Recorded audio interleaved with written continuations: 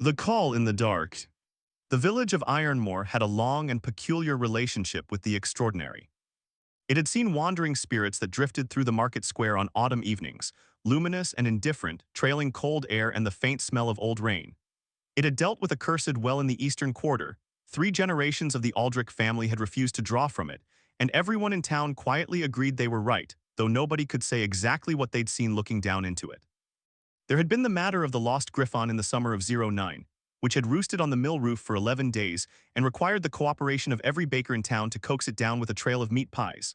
Ironmore managed. Ironmore adapted. Ironmore carried on with the particular brand of resigned pragmatism that defined villages built at the edges of wild country, where the world's strangeness pressed against the boundary of the ordinary like a thumb against a soap bubble. But nothing, not the spirits, not the well, not the griffon, not the incident in '03 that the older residents still referred to only as the difficulty, had prepared Ironmore for the sound that shook the Thornwood at midnight on the 14th of October. It began as a tremor felt more in the chest than the ears, a deep, subauditory vibration that reached through the walls of every house in the village and laid its hands on the ribcage of the sleeping. Dogs woke, chickens panicked in their coops. Old Marta Fenwick's wind chimes, which had hung motionless for 6 years despite all rational weather, began to sing. Then the sound arrived in full. It was not a roar. A roar was a single thing, a declaration, a warning, a clean and purposeful eruption of force. What came from the Thornwood that night was something far worse. It was 2 roars twisted together like cables under unbearable load, their harmonics grinding against each other in the way that gears grind when stripped of their teeth, not breaking cleanly but shredding, each revolution tearing away a little more until the whole mechanism screams. The sound resonated through stone and bone and marrow. It resonated through the wet earth and the roots of the old oaks and the cold water moving through the mill race. It had the quality of something profound going deeply, catastrophically wrong.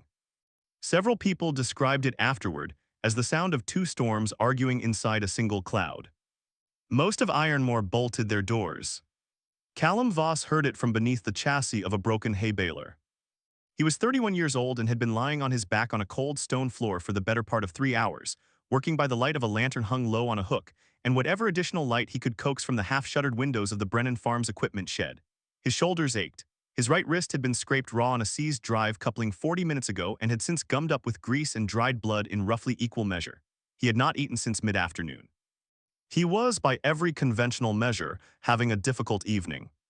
But Callum Voss did not measure evenings by how comfortable they were. He measured them by whether he understood the problem in front of him. He understood this one now, finally. The baler's main flywheel bearing had fractured and migrated, a fragment lodging against the tension rod in a way that locked the whole mechanism during the stroke cycle. It would need a replacement bearing, which he'd have to turn himself in the morning, and a careful extraction of the fragment tonight to prevent further damage. It was a fixable problem.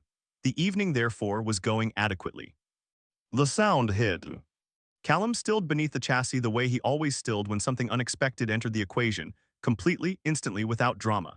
He was not a man given to startled reactions. He had been dropped from a horse at 14, knocked flat by a misfiring steam press at 19, and had once had an entire wall of shelving collapse on him in his own workshop with enough force to leave him seeing nothing but white for a full minute. In none of these cases had he shouted. He simply became very still and assessed. He assessed the sound for approximately 4 seconds.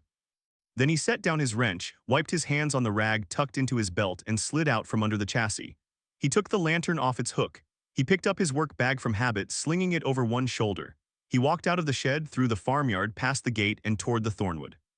Old Brennan, who had been watching from his bedroom window with considerably less equanimity than his hired mechanic, would later tell people at the Thornwood's Edge Tavern that Voss had walked toward that sound the way a man walks toward the post box, like it was a task to be dealt with before supper. The Thornwood was not a welcoming place at night in any season, but October had given it a particular quality of menace. The canopy had thinned enough to admit moonlight, which fell in ragged silver patches on the ground and made the shadows between the oaks move in ways that were not entirely caused by the wind. The undergrowth rustled with the movement of small animals evacuating in the direction away from the sound, a steady quiet tide of fur and claws fleeing toward the field margins. Callum walked in the direction they were fleeing from. He heard them before he saw them, heard not just the sound, which had settled from its initial catastrophic register into something lower and more continuous, a grinding, straining, dual-toned pressure that pushed against the ears, but the physical evidence of their presence. The crack of branches too large to break from wind, the deep percussive thud of enormous bodies shifting weight, the soft hiss of breath moving through nostrils the size of chimney flues. He came to the river clearing and held up his lantern. His first impression was that he was looking at a single creature. Something had gone wrong with the geometry of the world in this clearing, something that made the eye refuse to parse what it was seeing. There were scales, two colors of them, bronze and silver, and they were extraordinary even in distress, even in the poor yellow light of his lantern. The bronze carried the depth and warmth of autumn oak leaves at the precise turning point, the moment before they go brittle, saturated with color as though lit from inside. The silver held the particular cold luminosity of river ice on a perfectly still morning, the kind that looks solid enough to walk on and catches the light at angles the water beneath it never could. But the scales overlapped and intertwined in configurations that made no anatomical sense for a single creature, because he was not looking at a single creature. He was looking at two great serpentine forms, each the length of a freight train if freight trains were alive and scaled and breathing steam in the October cold. They were coiled so completely around one another that it was impossible in that first moment to distinguish where one ended and the other began. Wings enormous, membrane-webbed, the individual ribs as thick as old fence posts, were locked together at awkward angles, pinned by the weight of coiled bodies pressing down on them from above. 8 legs, 4 belonging to each dragon, had threaded through each other's coils in a configuration of such mechanical complexity that Callum's mind, which was accustomed to thinking in terms of load paths and stress concentrations and the geometry of failure, automatically began trying to map the system and immediately ran into problems. There were too many variables to resolve at a glance. He filed this fact and moved on. They were young. He knew this in the way he could look at a machine and gauge its age without being told, not from any single marker but from the accumulation of small evidence. Their scales, though magnificent, had the bright, unweathered quality of newness, each one distinct and precisely seated, not yet worn to the settled smoothness of centuries. Their proportions were still finding themselves, powerful and clearly capable of the kind of destruction that rewrote local geography, but not yet settled into the dense, inevitable solidity of full maturity, when mass itself becomes a kind of argument. Their eyes, which were extraordinary, bronze gold and silver gray respectively, each the size of a dinner plate and currently blown wide with a combination of fear and exhausted fury, had not yet acquired the layered depth that a very long life leaves in living things. The quality of eyes that have watched forests grow and rivers change their course and understood, gradually, that there was no emergency that time would not eventually address. These eyes had not learned that yet. These eyes were convinced that this was the end. They were young, maybe 40 years old, which for dragons was barely adolescence, and they were panicking. The panic expressed itself differently in each of them, the way panic always personalizes itself to the creature it inhabits. The bronze one's panic was aggressive, a hot, forward-driving terror that needed something external to fight, that interpreted the entanglement as a threat to be overcome by force and kept throwing itself against the constraint, pulling and lunging and twisting, its instincts screaming at it to push harder, that the answer was more effort, that it simply hadn't struggled enough yet. This was why the knot was as bad as it was. Every lunge had cinched something tighter. Every pull had locked what had previously been merely caught. The silver one's panic was implosive, turned entirely inward. It had gone the other direction, collapsing into the constraint rather than fighting it, a shaking that ran through its entire massive body and manifested as a constant low-frequency trembling that moved through the coils like a signal through a cable, destabilizing every point of contact, making every surface slightly unpredictable, undoing careful arrangements before they could settle. Between them, they had, over the course of however many hours they'd been tangled, made their situation systematically and comprehensively worse. Each strategy was rational in isolation. Together, they were catastrophic. The bronze dragon saw him first. The head, longer than Callum, was tall, scaled in those deep autumn tones with a jaw that could have accommodated a hay cart with room left over, ridged along its upper surface in a pattern that caught the lantern light and threw it back in amber facets, swung toward him and dropped to within 2 feet of the ground, the eyes fixed on him. The assessment in them was immediate and layered. Threat evaluation, size calibration, the rapid catalog of what he was and what he represented and whether he could be made useful or needed to be driven off. Under it all, poorly concealed by the aggression the way smoke is poorly concealed by wind, was something raw and ashamed. The furious pride of a creature accustomed to being the most dangerous thing in any given situation, confronted with the fact of its own helplessness and hating every second of the confrontation. The jaws opened. What came out was not a roar. It was a compressed, percussive snap of warning, a concussive burst of sound and hot air that said with unmistakable clarity, I am still dangerous. I can still hurt you. Do not mistake my current condition for weakness and do not come any closer or I will demonstrate the distinction in terms you will find difficult to forget. The silver one hissed from somewhere deep in the tangle of bodies. A long, sibilant, exhausted sound that carried more despair than threat. The hiss of a creature that had been fighting for hours and was beginning, in the quietest and most frightening part of itself, to understand that it wasn't winning. Callum did not run. This was not bravery in the clean heroic sense. Bravery implies the full awareness of danger held in deliberate tension with the choice to proceed anyway, a conscious act of will against a recognized fear. What Callum Voss experienced was something more specific and considerably less dramatic. It was the recognition that running was not a useful input to the current situation, and that actions which are not useful inputs to the current situation are not worth the metabolic expenditure. He had made this calculation, or something equivalent to it, several hundred times across 15 years of work. He'd made it under a collapsed bridge section with river water rising. He'd made it with a spinning flywheel shedding fragments at chest height.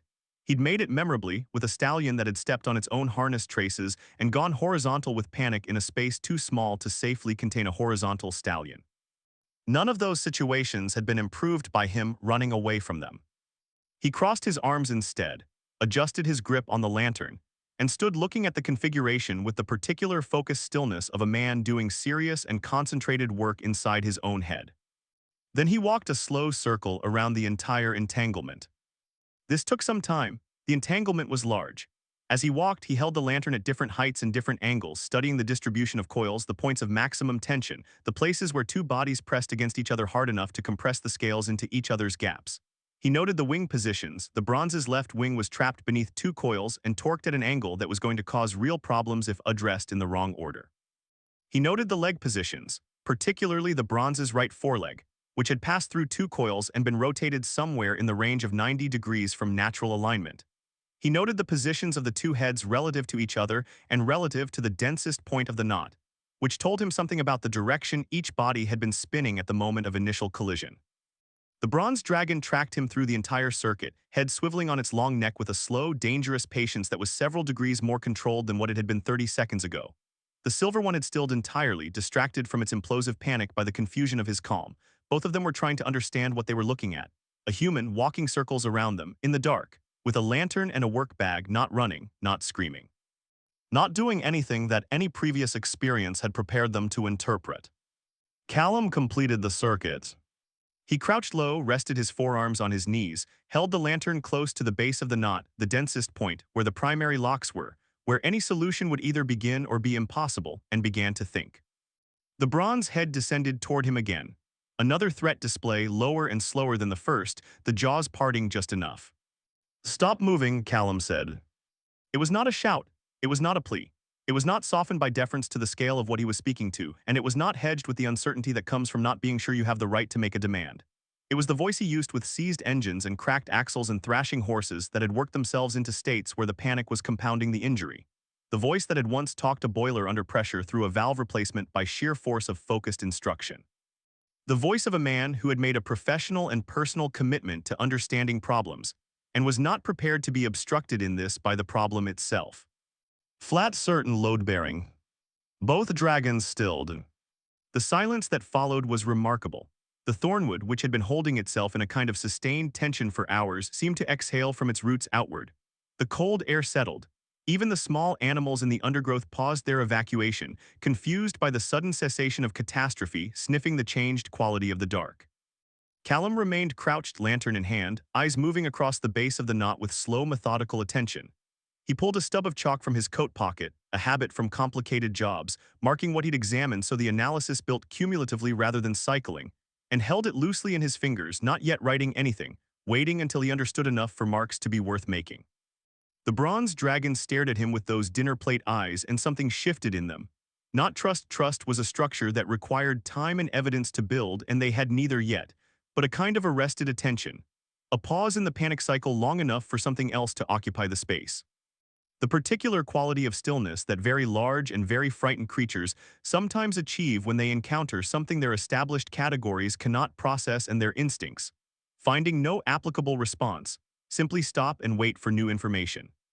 The silver one watched him from the depths of the tangle with an expression he could not have named but could feel.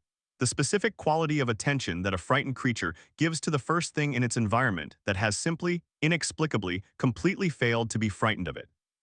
Callum Voss crouched in the lantern light at the base of an impossible knot and began, from first principles without assumptions, to understand it. Around him, the thornwood held its breaths.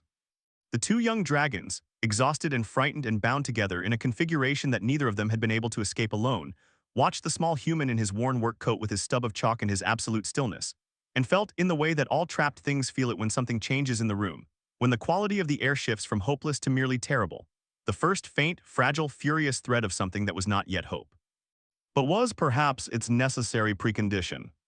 The untangling. It took him the better part of 3 hours just to understand the problem fully.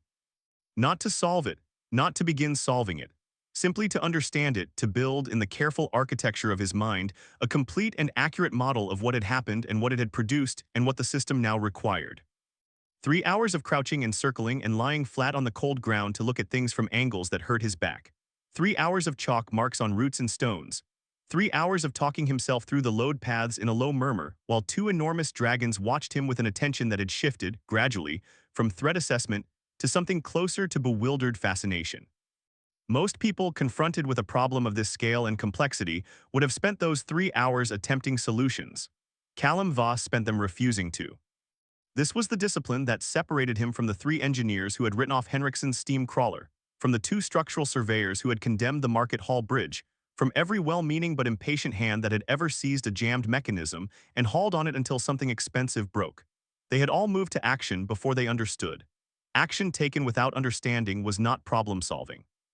It was the application of force to ignorance, and the results were as predictable as they were avoidable. The crawler had not been irreparable. The bridge had not needed replacement.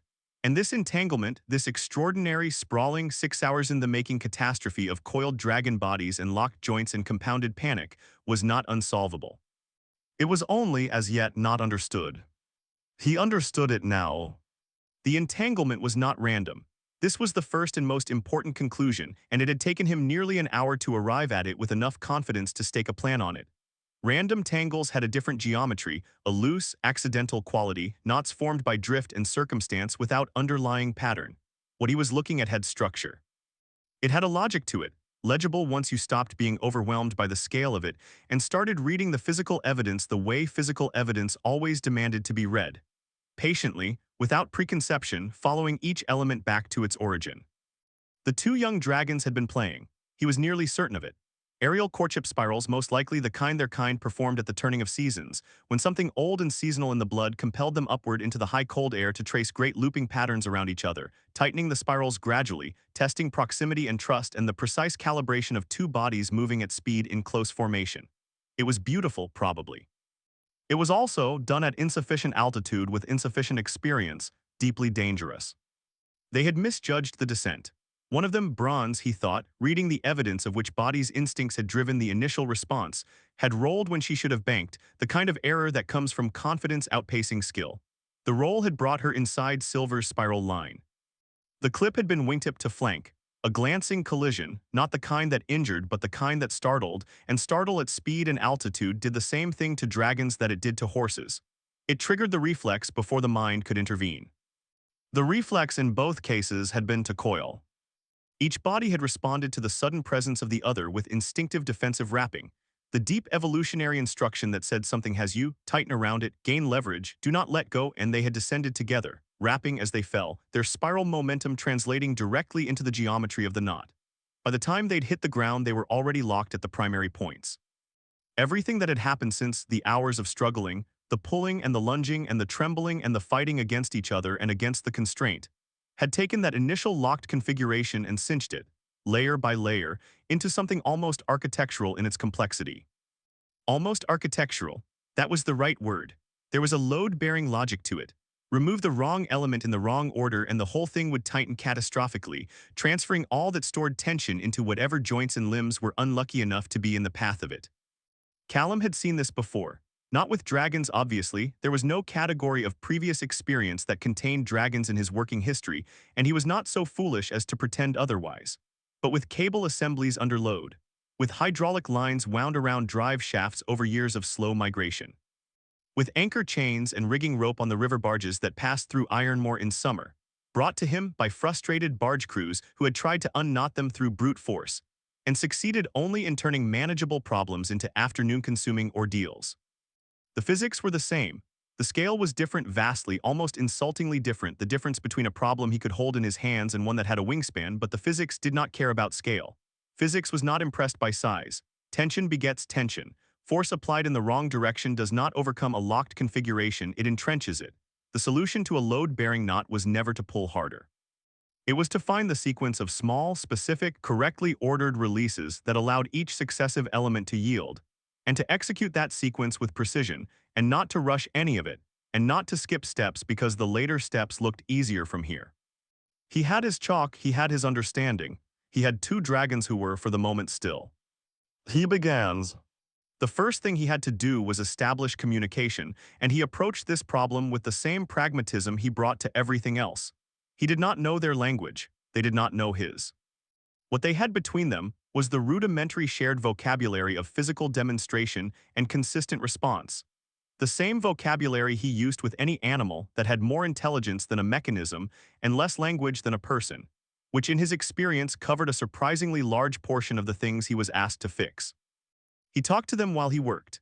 Not soothingly, he had no patience for the particular kind of reassuring murmur that people deployed around frightened animals in lieu of actual information, the verbal equivalent of patting someone on the shoulder while their house burned. He talked to them practically, the way he talked to apprentices on a complicated job, the way he talked to himself when the problem was hard enough to benefit from being spoken aloud. This leg needs to rotate clockwise. He demonstrated with his hand a slow circular motion in the appropriate direction. Clockwise. No, clockwise means toward the river, yes, like that. Hold that position. When Bronze held it, he marked the point with chalk on a root, a reference for himself. Don't breathe yet. When she breathed, the expansion of her ribcage shifted 3 other elements. He had learned this in the first 40 minutes and had been accounting for it since. They obeyed him. He thought about this in the background of the work, the way he always kept a background process running on questions that interested him. He thought about why 2 creatures of this size and capability, creatures that could have ended him with negligible effort even in their current constrained state, creatures that had every reason to regard a small human with nothing but instrument-grade indifference, were taking instruction from him as though he had authority over them. The answers he generated were several and non-exclusive.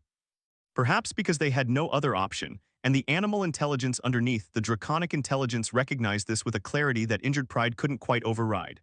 Perhaps because his certainty, the specific load-bearing certainty of a man who understood the problem and had a plan for it, was more stable than their fear, and frightened creatures instinctively sought stable things the way water sought level ground. Perhaps because the 3 hours of watching him work had communicated something that words couldn't have, the quality of his attention, the care with which he treated each step, the fact that he had not yet done anything that made their situation worse. That last point, he suspected, carried significant weight. They had been making their situation worse for hours before he arrived. The contrast was probably informative. Whatever the reasons, they obeyed, and the work progressed. Bronze was the more difficult of the two. Her instinct to resist every external force was deeply, constitutionally embedded, not stubbornness in the petty sense, but something more fundamental, a structural feature of how she processed the world. Everything that touched her was evaluated for threat. Everything that constrained her was something to overcome. She had spent her entire life, short as it was in dragon terms, developing and trusting that instinct, and it had served her well enough that she saw no reason to abandon it now, even when the evidence was suggesting that the instinct itself was the problem. Callum had known people like this. He had worked with them. The approach was the same: do not fight the instinct directly because the instinct would win, work around it. Break each required action into components small enough that none of them triggered the resistance reflex. Make the first component so obviously correct that refusing it would be absurd, then build on the compliance, each small yield making the next slightly easier. He spent 40 minutes on Bronze's left foreleg alone. The foreleg needed to extend. This was not optional, the extension was load critical, the first release in the sequence, the keystone removal that would allow everything above it to shift. Without it, nothing else was possible. But Bronze's every instinct was to pull the leg inward, toward her body, because extending it meant trusting the external environment with a vulnerable joint, and her instincts had a very clear position on trusting the external environment with vulnerable joints. He did not argue with her instincts. He acknowledged them in his way. He always positioned himself so she could see him clearly before he touched her, always moved slowly, always narrated what he was about to do before he did it, giving the instinct enough warning that it could stand down from maximum alert. He demonstrated the extension on his own arm, holding it out, showing her that it did not result in damage. He put his hand on the leg, just resting it there for a full 3 minutes before he asked it to do anything, letting the contact become familiar. When he finally asked for the extension, a slight outward rotation of the joint, barely perceptible, just enough to begin releasing the tension on the coil above it, she gave it to him. Grudgingly, with a low warning rumble that he filed under understood and noted, but she gave it. He marked the position, he moved to the next element. Silver was easier in some ways and harder in others. She followed instruction readily, her cooperative instinct strong enough to override her uncertainty, and she had none of Bronze's reflexive resistance to external contact. What she had instead was the trembling, that low-frequency, full-body shaking that had its roots not in structural weakness, but in the kind of deep fear that bypasses the voluntary systems entirely and installs itself in the musculature. The fear that knows it cannot make the situation better and responds by simply vibrating with the effort of containing itself. The trembling was a significant technical problem. It introduced unpredictability into every position he established, microshifts of a few degrees or a few inches that were trivial in isolation and catastrophic in accumulation. He would spend 20 minutes establishing a precise configuration, mark it, move to the next element, and the trembling would drift the first element 3 degrees off position, which 3 steps later would mean the gap he'd calculated wasn't there anymore. He tried several approaches before he found the one that worked. The one that worked was his bare hand, placed flat against the side of her neck. He had not planned this.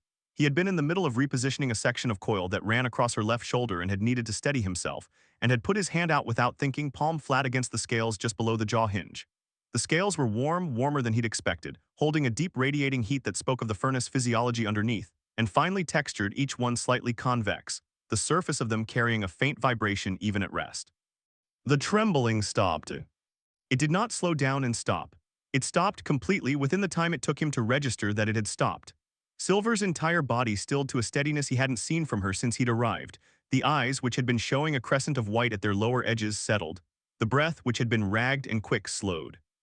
He stood there with his hand on her neck for a moment, genuinely uncertain what had happened. He had no explanation for it. He was not a creature with magical properties. His hand was the hand of a mechanic, calloused, currently grease-stained despite his best efforts, bearing the minor scar on the thumb from the incident with the milling cutter in 21. There was nothing special about it. And yet the trembling had stopped, and when he kept his hand in place and continued working with his other hand, it stayed stopped. Silver seemed to have no explanation for it either. Her expression, as much as he could read it, suggested an animal that had been surprised by its own response and was uncertain how to categorize the experience. She did not move away from the contact. She did not tense at it. She simply held still and the work continued. He stopped trying to understand it. He had a problem to solve. The first 4 hours were archaeology. Careful, methodical excavation of the structure, identifying the load-bearing elements, establishing the sequence of releases, testing each position before committing to it, maintaining the hard-won configurations while he worked on the next ones.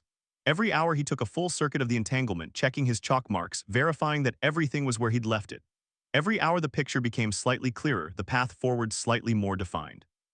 By the 4th hour he had loosened the primary lock at the shoulders, the deepest, oldest part of the knot, the one formed in the first seconds of the collision and compounded by everything that came after. The loosening was barely perceptible from the outside, a few degrees of movement in a junction that had been immovable for most of the night. But those few degrees changed the stress distribution throughout the entire system, and Callum felt it when it happened, felt it through his hands, and through some proprioceptive sense he'd developed over years of working with systems under load. The slight yielding quality that meant the structure had given up one of its secrets. He did not allow himself any reaction. Reactions wasted time and disrupted the careful equilibrium of the animals he was working with. He marked the new position, updated his mental map, and moved to the next element. By the 5th hour he had freed the wing joints. This was the visible milestone, the first change large enough to be apparent to an observer. Bronze's left wing, which had been pinned at an agonizing angle for 7 hours, suddenly had 6 inches of movement. She used them immediately, a small reflexive flex, and made a sound he hadn't heard from her before, low, involuntary, the sound of a long-held tension partially released. He looked at her. She looked at him. He noted that she did not look away. Silver's right wing followed 20 minutes later, the membrane relaxing from its torqued compression with an almost audible exhalation, like canvas finally allowed to settle after being stretched too long on a frame. The sky above the thornwood canopy had been changing for the last hour, the absolute black of deep night softening through shades he couldn't quite name, not gray yet, not blue yet, something between the two that existed only in the hour before dawn, when the darkness had not yet committed to leaving but the light was already making its arguments felt. Somewhere distant, a bird tested a note, decided against it, tried again. By the 6th hour, with the first genuine gray of dawn beginning to feel its way through the canopy, tentative, exploratory, as though testing the temperature before committing to full arrival, Callum Voss was standing at the core of the configuration. Standing between them. He had worked his way inward, step by step, as the outer layers of the knot released, and now he was at the place where two enormous bodies curved around him on all sides, each one close enough to touch without extending his arm, the heat radiating from them turning the immediate air warm and slightly smoky and smelling of something mineral and ancient and very much alive. Above him, within the arch of the coils, the pale dawn was a rectangle of lightning sky. Around him, scale and breath and the deep sound of two hearts beating, two rhythms, not synchronized, one slightly faster than the other, both calmer than they'd been 6 hours ago. He was, objectively, in an extraordinarily dangerous position. He was at the center of two creatures that collectively weighed more than several buildings he'd worked on, surrounded on all sides, holding a lantern that had burned most of its oil and was beginning to gutter. He did not find this troubling, he was busy. The final knot was the original one, the one formed in the first second of the collision, the reflex coil that had started everything. It was the smallest of them and the most intractable, because it was the one that both bodies had been protecting instinctively throughout the entire night, the core around which everything else had wrapped.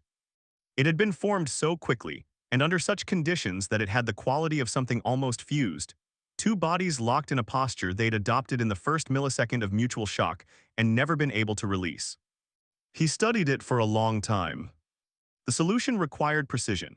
It required Bronze to rotate her entire body 40 degrees counterclockwise, not the foreleg, not the shoulder, the entire body, while Silver simultaneously extended both rear legs to their full length and tilted her head back at a specific angle, creating a channel of slack that would exist for approximately 3 seconds before the weight distribution closed it again.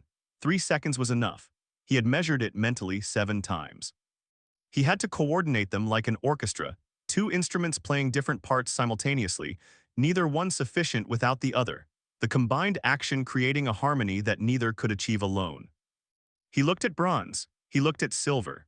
Both of them were watching him with the full, undivided, unblinking attention they had been giving him for hours now, the attention of creatures that had learned, over the course of a long and difficult night, that watching him carefully was the closest thing to useful that they could do.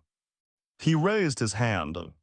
On my count, he said, Bronze 40 degrees counterclockwise, you know the direction. She did. He'd rehearsed it with her twice in the last hour, taking it piece by piece, convincing each instinct in sequence. Silver, rear legs extended, full extension and head back. She dipped her chin once, barely. He had come to recognize this as acknowledgement. He counted. 3. Both of them tensed. He could feel it in the air around him, the gathering of intent, two massive bodies preparing for coordinated movement. The dawn was brightening. A second bird joined the first. 2. The final moment before the last step. He checked his mental model one more time, confirmed the slack channel, confirmed the 3-second window, confirmed that he had not missed anything, that there was no element he had miscategorized, that the solution he had arrived at after 6 hours of work was actually the solution and not a sophisticated misunderstanding. It was the solution. 1. He drew a breath. Move. The knot released. It did not release gradually. It did not release with the slow yielding quality of the earlier locks, each degree of movement bought through patient negotiation. It released all at once the stored tension of the entire night, every cinch coil and locked joint and compressed surface, finding its resolution simultaneously, like a sentence that has been building for a paragraph finally arriving at its period. Both dragons lurched apart with a sound like a ship's sail catching the full weight of a gale, a great percussive, billowing, magnificent unfurling of mass and momentum, wings snapping to their natural spans, legs finding ground, necks straightening. The sound of it rolled through the thornwood and up into the gray morning air and scattered what remained of the night birds from the canopy in a sudden dark cloud of wings. Callum stood in the clearing. He was, for a moment, simply standing. The coils that had surrounded him on all sides were gone. The warmth they'd generated was dissipating into the dawn air, already cooling, already becoming memory. Around him, the clearing held the particular quality of a space that has just experienced something large. The flattened undergrowth, the displaced earth, the marks of 6 hours of careful incremental work still visible in the chalk lines on the roots and stones, the small physical record of a problem understood and solved. Two massive forms were sprawled in opposite directions, breathing hard. The breathing had a different quality now, not the ragged, panicked rhythm of entrapment, but the deep, recovering rhythm of exhaustion, the breath of bodies that had been through something significant and were beginning, tentatively, to believe it was over. He watched them for a long moment.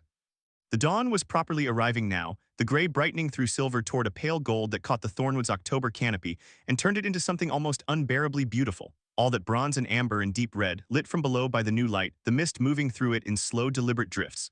Bronze's scales caught the morning and held it. Silver's reflected it back, cooler, the light running across her flanks like water over stone. Both of them were looking at him. He picked up his lantern. The flame had guttered out sometime in the last few minutes. He hadn't noticed when, but he picked it up anyway, habit being what it was. He retrieved his wrench from the root where he'd set it 6 hours ago. He checked his work bag, confirmed nothing had been left on the ground, slung it over his shoulder. He looked at Bronze, no visible injuries, the wing flexing normally through its new freedom of movement, the foreleg bearing weight correctly. He looked at Silver. No visible injuries, both rear legs extended and then drawn in again with an ease that hadn't been possible since before the collision, the neck moving freely through its full range. They were uninjured. He looked at them both once more. They looked at him. The morning held its breath. "Don't fly into each other at low altitude," Callum said. "And next time you're playing spiral games, give yourselves more clearance." Bronze made a sound he had not heard from her before. It was not a threat and it was not a warning and it was not the involuntary release of the wing joint's freedom. It was lower than those and more deliberate, and it moved through the clearing in a way that he felt in his chest before he heard it with his ears. He could not interpret it. He did not try. He turned and walked back toward the village, and left the two young dragons in the brightening morning with their freedom and their dignity, and whatever they would eventually make of the night that had just passed. Behind him, in the clearing, the silence was of a particular kind. The silence of two creatures watching something walk away from them and not, for the first time in the long, strange hours since midnight, feeling the absence as loss. It was the silence of something that would be remembered. What knelt? He had barely gotten the kettle on when he heard them outside his workshop. He almost missed it. The workshop was at the back of his property, separated from the lane by the house and the small yard where he kept his equipment under oilcloth tarps, and the sounds of early morning, the distant complaint of a cock somewhere in the village, the creak of the mill beginning its first revolution as someone opened the sluice gate, the ordinary textured quiet of a town finding its way back into the day had a way of absorbing things at that hour. Wrapping unfamiliar sounds in familiar context until they became briefly almost ordinary. What he heard was not ordinary. It was not loud, that was the first thing that was wrong with it. His experience of dragons over the course of the previous night had calibrated him, against his will, to expect a certain volume from their presence, the grinding twin roar, the percussive snap of warning, the bone-deep rumble of coordinated breath. What came from the front of the property was none of that. It was instead a stillness that had mass to it. A silence that was not empty but occupied, the way a room is occupied when many people stand in it without speaking. The air acquiring a different quality from the breathing and the weight, and the collective attention of bodies that are present and aware and waiting. He recognized it before he understood it. He set the empty kettle on the cold stove. He walked through the workshop, past the lathe and the parts drawers and the half-finished bearing sitting in its vise like a patient, and opened the front door. He stood in the doorway for a moment and looked at what was in front of his workshop. Not 2 dragons, 20. The clearing before his building was not a large space. It had been carved out of the field margin over years of him needing room to maneuver large equipment, a roughly circular area perhaps 40 feet across, bounded on 3 sides by old hawthorn hedging and on the 4th by the workshop's stone front wall. He used it to receive deliveries, to disassemble things too large to bring inside, to park the occasional cart or wagon while he worked on it.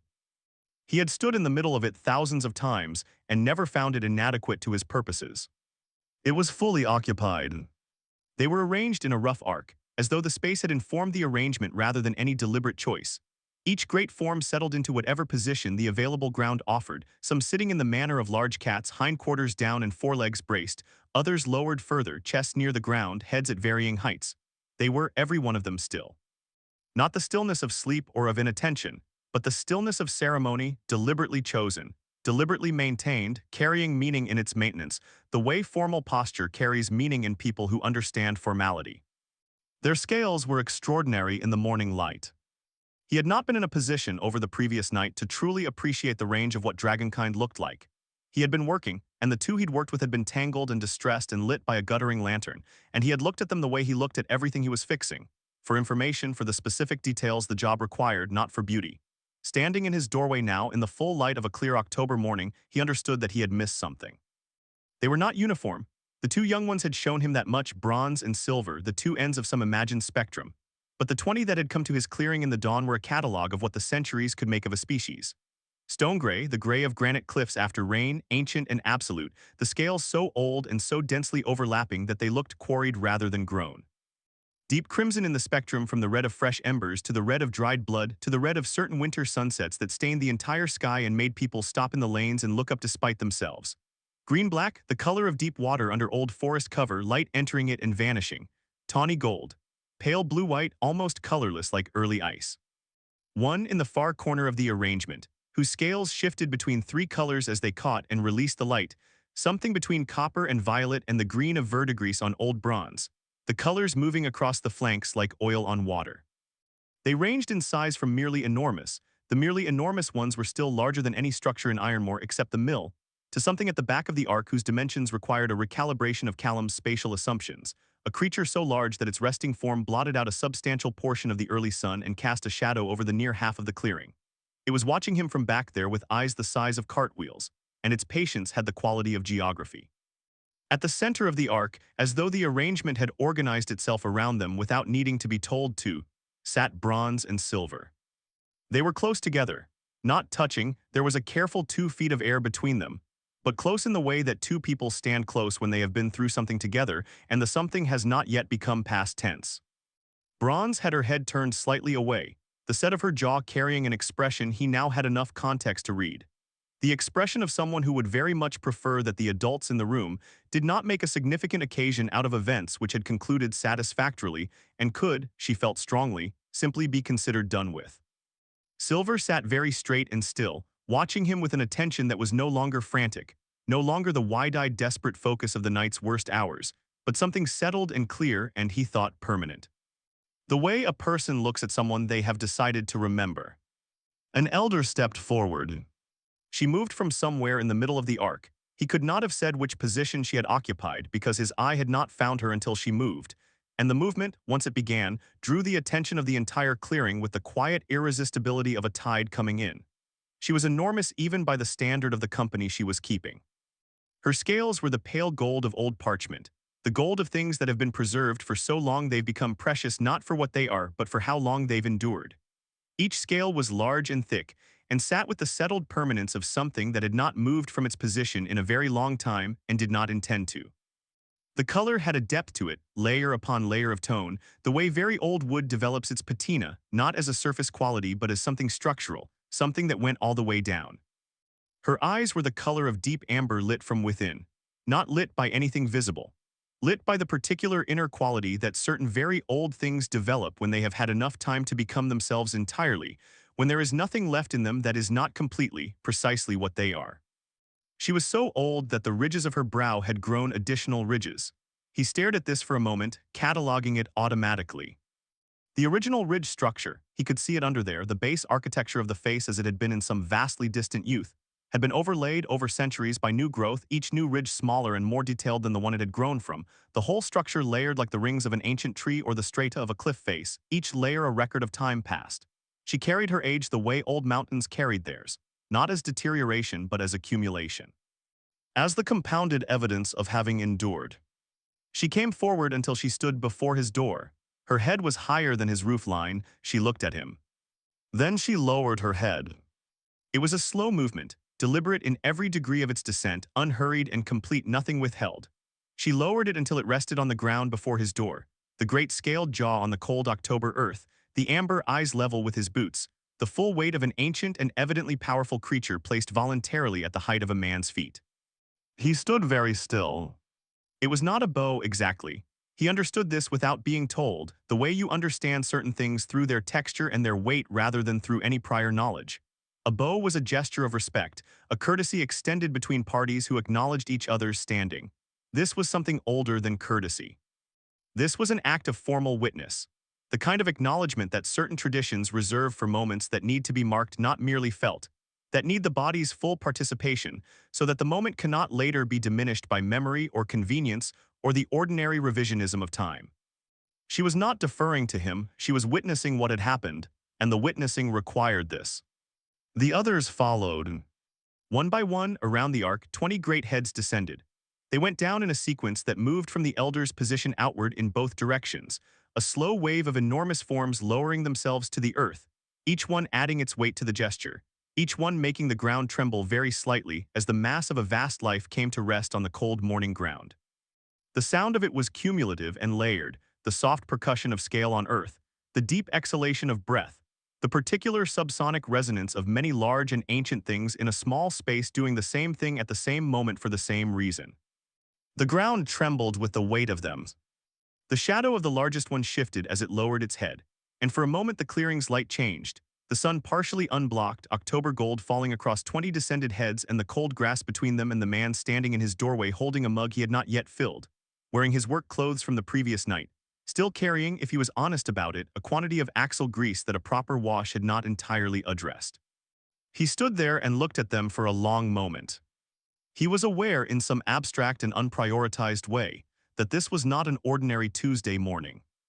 He was aware that he was the only human being currently occupying the clearing, or indeed the visible vicinity, that old Brennan's farm was a quarter-mile away, and that even if Brennan was up and watching from his window he would not be able to see this, that the lane outside his hedging was empty at this hour and likely to remain so, that whatever this was it was, for the moment, contained in this space between him and these 20 creatures in the pale October light. He was aware of all of this, he set it aside, he looked at them and waited. The elder raised her head. It came up slowly with the same deliberateness that had marked every stage of its descent, nothing performed, nothing withdrawn, the movement as complete in its return as it had been in its going down. The amber eyes found him. They regarded him with an attention that was not the simple threat assessment he had received in the clearing the previous night, not the narrow, adaptive focus of creatures managing a crisis. This was something wider and more considered. The attention of a very long life that had found something worth the full application of its accumulated understanding. When she spoke, her voice was layered the way organ music is layered, not one sound but many, each register occupying a different register of the air, the low frequencies moving through stone and soil and the bones of his feet while the higher ones arrived through his ears, and somewhere in the middle was the part that carried meaning, the part that assembled itself into words he could understand. He had no idea how this worked. He filed it under things that work without requiring his understanding of the mechanism, and moved on. You walked into a knot, she said, that our healers would have spent 3 days unraveling. We have healers who train for a generation in the arts of body and bond and the untangling of living things, 3 days working in shifts with knowledge and tools specific to the task. She paused, the pause had weight. You did it in a night, alone, with a lantern and a piece of chalk. He didn't say anything. He recognized this as the kind of statement that was building toward something and didn't require a response. You stilled 2 panicking children with a word, she continued. Not magic, not force, not a display of power that earned compliance through fear. A word spoken in a particular way, at a particular moment, with a particular quality behind it. Our youngling who trains to manage distressed hatchlings has not yet learned to do what you did in that clearing in the first 3 minutes. He thought of the voice he'd used. The same voice he used with seized engines, he didn't say this. You used no magic, she said. No force, only understanding. You looked at something that has broken better prepared people than you and you understood it. You understood it not as magic or as mystery but as a problem with a shape and a structure and a solution if you were patient enough and careful enough to find it. She was quiet for a moment. In 4,000 years, she said, and the register of her voice dropped, the lowest frequencies increasing, carrying the statement into the earth and the stones and the roots of the old oaks in the hedging, no human has entered a dragon tangle and emerged having solved it. Several have entered. The pause was not dramatic. It was factual, and the factual quality of it was worse than drama. None solved it. The clearing held this. Callum stood in his doorway and turned this piece of information over in his mind, looking at it from several angles. He thought about what it implied regarding the humans who had entered and not solved it. He thought about the previous night, about the circling with the lantern, the 3 hours of analysis, the chalk marks, the 40 minutes on a single foreleg. He thought about the fact that he had not known any of this when he walked into the thornwood. He had walked toward a sound because it seemed like the thing to do, and had treated what he found as a problem to be solved because that was the only mode he possessed. I've untangled worse, he said. This was arguably true. The river barge incident of 14 had involved 3 chains, 2 anchor lines, a tow rope that had somehow acquired a half-hitch around the rudder post, and 4 barge crews all trying to fix it simultaneously with different and mutually incompatible plans. He had arrived to find them arguing over the corpse of what had once been a manageable problem, and spent 2 days convincing everyone to stop touching it while he thought. The final untangling had required 6 hours, 4 specific steps, and the grudging cooperation of the most stubborn of the four skippers. A man named Devorian who had never in his life been told to stop pulling on something he was pulling on and did not receive the instruction warmly. He did not say any of this. It seemed contextually excessive. Something moved in the elder's expression. He had been learning, over the course of the previous night and this morning, to read the large and subtle movements of very large faces, and what moved across hers now was not quite amusement and not quite something else. It was the expression of a creature that had expected to be surprised and had still been surprised. She looked at him for a long moment. "What you did is not small," she said, "even if you are determined to treat it as such." He didn't argue with this. Arguing would have taken them somewhere that didn't seem useful. "It will be remembered in our records," she said. "Our records go back further than your civilization has existed. They contain the names of individuals, human, dragon, others, who have done things worth the permanence of that kind of remembrance.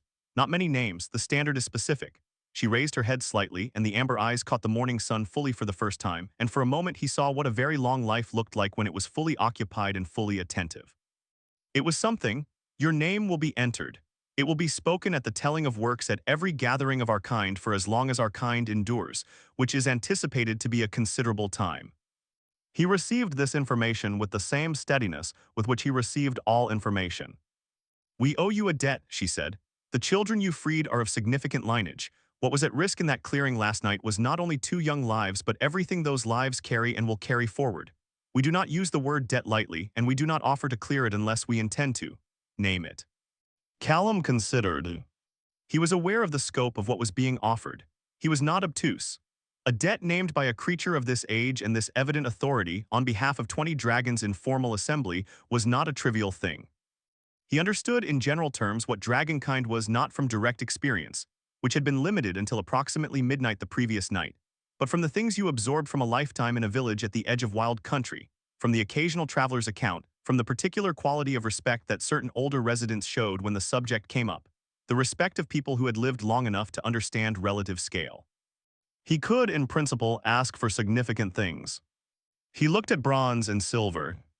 They were watching him with an expression he was increasingly certain constituted draconic embarrassment, the particular configuration of posture and averted attention that young creatures across most species deployed when they were hopping the adults would resolve the current situation without making it into a teaching moment or a story that would be told at future occasions. Bronze had the specific quality of a person who knows that eye contact will only make things worse.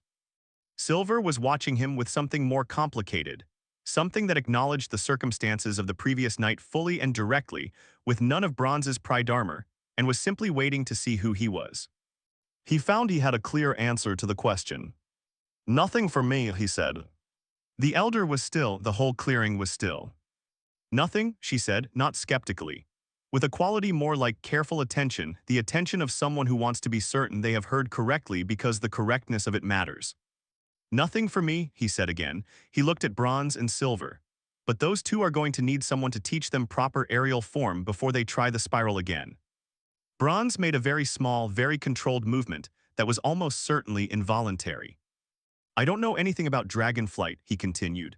"I know enough to know I don't know anything about it, but I know what I saw last night, and what I saw was 2 young flyers who had the confidence without the foundation. That's a predictable failure mode.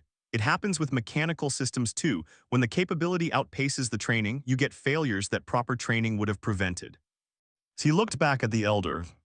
"I could have told them last night to be more careful. More clearance, slower descent, whatever the specific instruction is, but more careful doesn't fix a gap in the foundation. It just makes the gap feel less urgent until the next time it isn't." He paused. "Make sure someone teaches them right, not just rules for next time, the whole foundation, whatever that means for your kind. I leave the specifics to you. You know them better than I do, but make sure it gets done." The clearing was very quiet. The elder looked at him for a long time. The amber eyes moved across his face with the slow thoroughness of someone reading something carefully because the content warrants care. He met her gaze because looking away seemed like the wrong choice, and he stood there in his work clothes with his empty mug and let her look.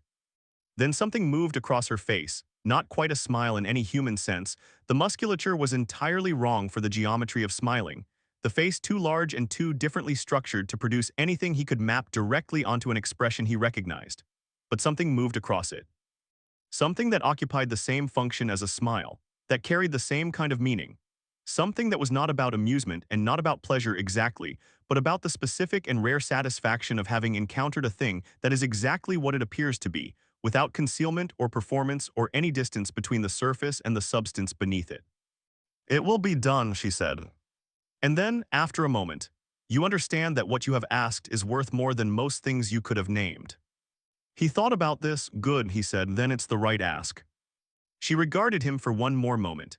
Then she inclined her great head, not the full formal descent of before, but something smaller and more personal, the acknowledgement between two specific individuals rather than the witness ceremony of a collective, and stepped back. Callum nodded. He turned and walked back into the workshop. He hung his mug on its hook. He filled the kettle from the pump and put it on the stove. He lit the stove, which took 2 attempts because the flint was getting worn, and he made a mental note to replace it, and stood waiting for the water to heat and looking out the small window that faced the clearing. He watched them go. They went quietly, which he had not expected, on some unexamined level the departure to carry something of the arrival's formality, a ceremony of exit. But they dispersed with a natural, undemonstrative ease, each one simply rising and moving, the arc dissolving as the 20 great forms lifted or turned or simply stepped through the hawthorn hedging with a consideration for the hedging that he found unexpectedly touching. They had been careful with his property on the way in. They were careful on the way out. Bronze and Silver were among the last to go.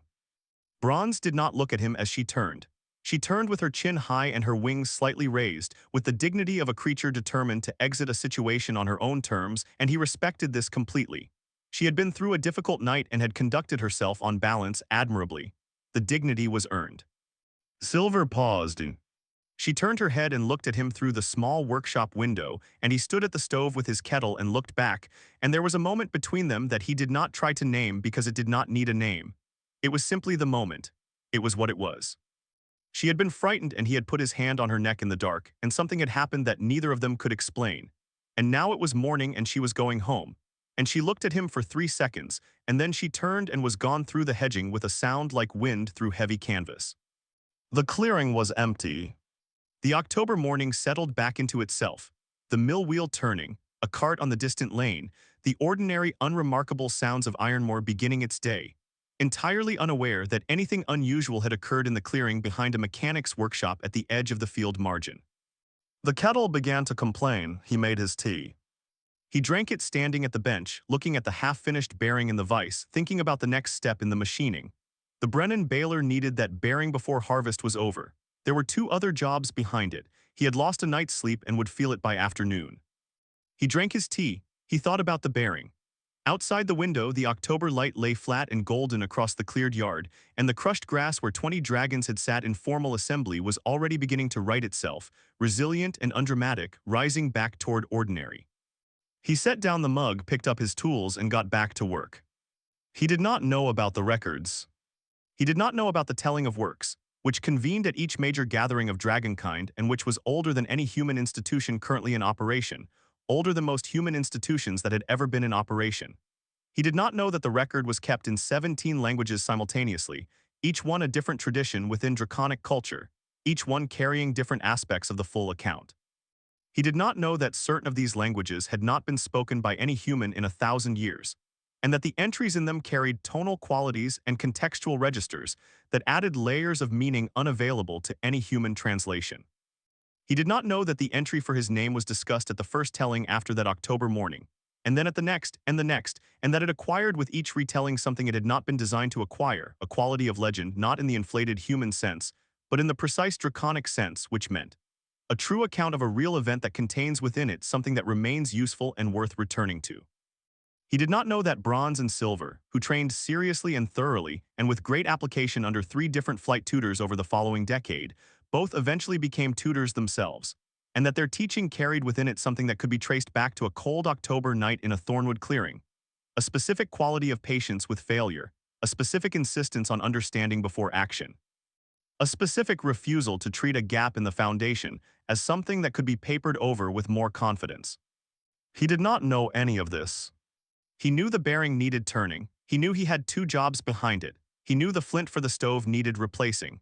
He knew the morning was good as October mornings went clear and cold and carrying the smell of turned earth from the fields. It was enough.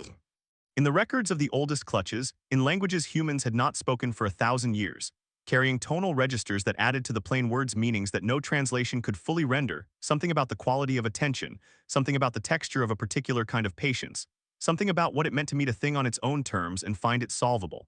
A single new line had been added before the sun was fully up. Callum Voss mechanic, freed too, asked nothing, taught us something, remember him. And they did. And they would. For as long as their kind endured, which was, as promised, a considerable time.